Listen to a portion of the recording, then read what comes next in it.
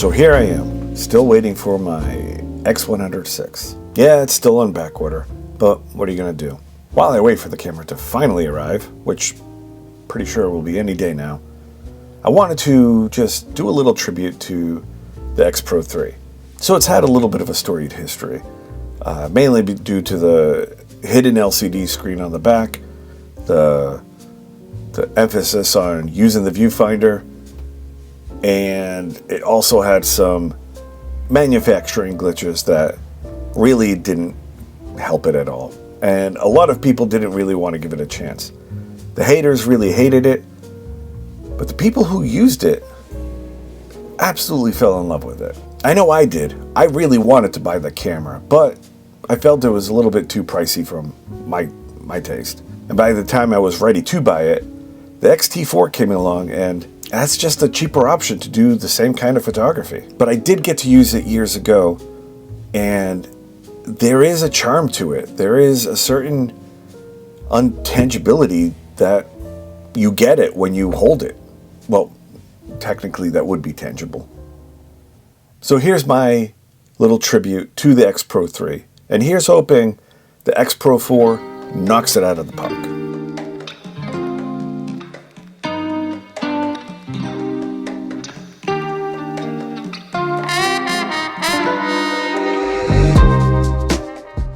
So I did a few things.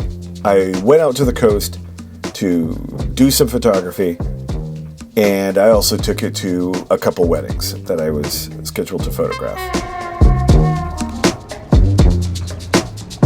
My first stop was actually my downtown area. I went to the bridge that I photographed in the tilt shift video, and I took a shot. But not before taking a look at what this weird thing was doing. I don't know how it was shaking, but this thing was bouncing back and forth on its own accord.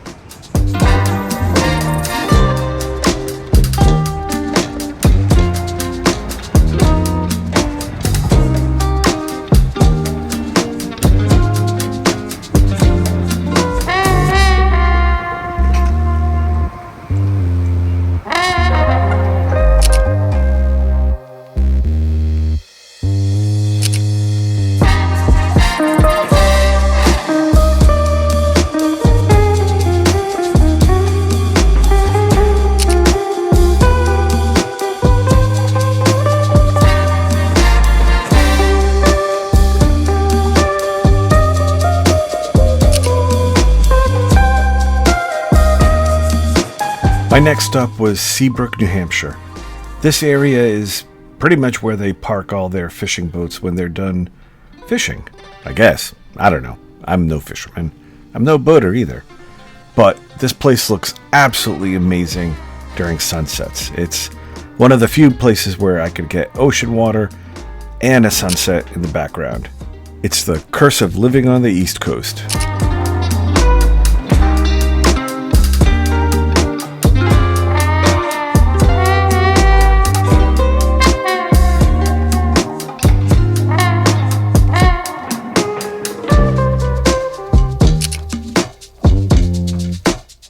And the way the boats were aligned, I just had to do a panoramic. This last photo is probably stitched together by 4 or 5 photos.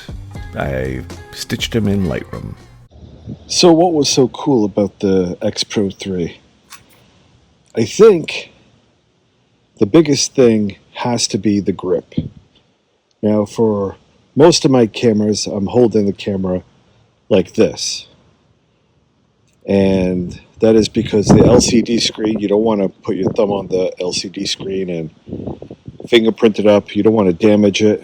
But with the X-Pro3, because the LCD screen is hidden, it allows you to grip the camera like this rather than like this. And this harkens back to holding a nice film camera. It is just a very comfortable grip. This can become awkward. This allows you to be a lot more, it just feels a lot better, more stable. Now, let me bring out my old Canon A1 camera and holding this camera. There's no LCD screen, so I'm holding this bad boy with a nice grip. And this is a comfortable position. It is easy to hold, easy to use, and it just feels better. And I think that's why the X-Pro3 is such a great camera to use. It is the reason why people who have never used this camera can hate it, but the people that have used this camera just absolutely love it. And it's the reason why I love it. I don't mind having the LCD screen hidden. Being able to flip it down to take a look and then flip it back up, totally fine. And we'll get into the LCD screen more details, because I think there's a good way to improve this LCD screen. And then I went into Newburyport, and the sun setting here was just absolutely magical. The color in the sky over the boats, oh my god, chef's kiss. And at this point I was using the 33mm lens instead of the 18. I thought the 33 would be better at reaching the boats.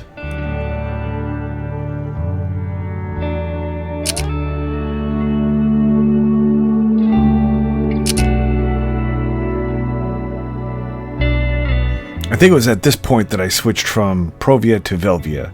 The way the colors were popping, it was just incredible.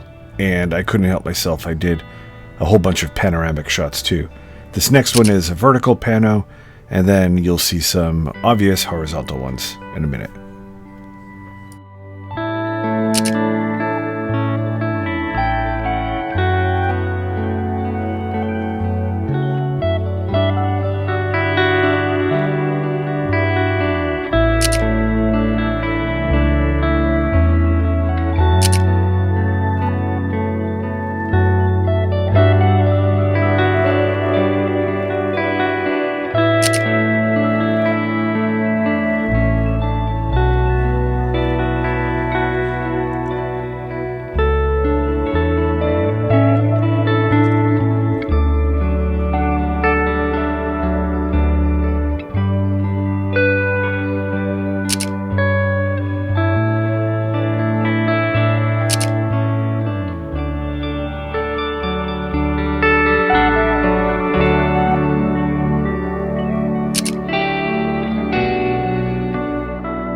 There were a lot of issues with this screen.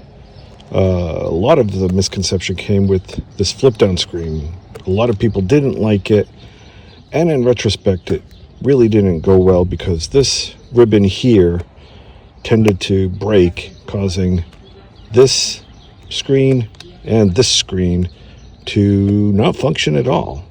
But what if we took this concept and married it with this concept, this flip out screen with the rotation?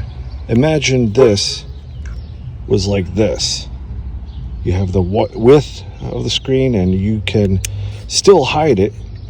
You could still flip it down, but if you wanted to, you can have your LCD screen show. Marry that concept with this concept, being able to have the hinge down here, flip it, turn it, pop it back in, and have your LCD screen show. I think that'd be a pretty cool idea.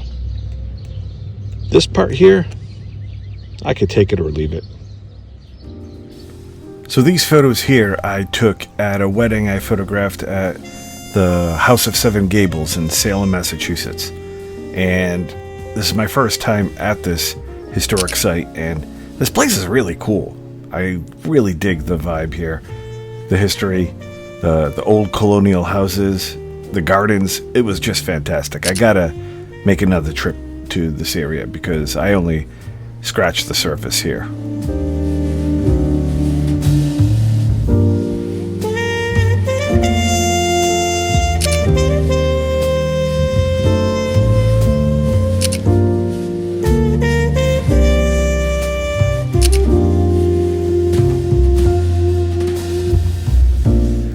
After I was finished with the wedding, I went into the downtown area and just took a little walk and stepped inside my favorite bunghole. So, overall, I have to say the X-Pro3 is a great camera to use. I love the way it feels holding the camera. It's unlike any other digital camera. I think if you can get it at a fair price, it's definitely worth it. I mean, if I saw it for the right price, I'd probably still buy it. And I hope that Fujifilm is able to do it right for the X-Pro4. I hope they make a good balance of ergonomics and joy of photography that they strive to do. Again, I love the X-Pro3. I think it's a solid camera. Anyway, that's all for this week. We'll see you next time. And maybe, just maybe, I'll have, potentially, the X106.